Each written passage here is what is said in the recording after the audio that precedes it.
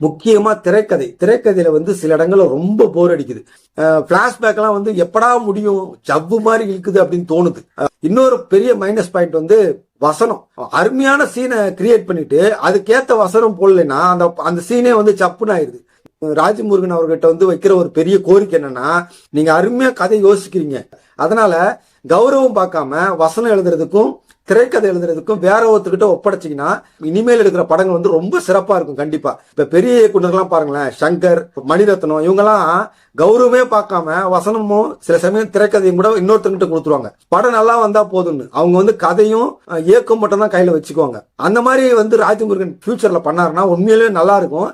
படத்தோடைய பிளாஷ்பேக்கை நீங்க வந்து விலாவரியா சொல்லணும்னு அவசியமே இல்லை. ஒரு இயக்குனருக்கு திறமை இருந்துச்சுன்னா அதை வந்து 5 நிமிஷத்துலயும் சொல்ல முடியும், 10 நிமிஷத்துலயும் சொல்ல முடியும். உதாரணத்துக்கு ஓனாய மாட்டுக்குட்டியும் படத்தை எடுத்தீங்கன்னா அந்த பிளாஷ்பேக் வந்து ஜஸ்ட் ஒரு மெழுகுவத்திலேயே சுத்திட்டே சொல்லிட்டு போயிருவார்.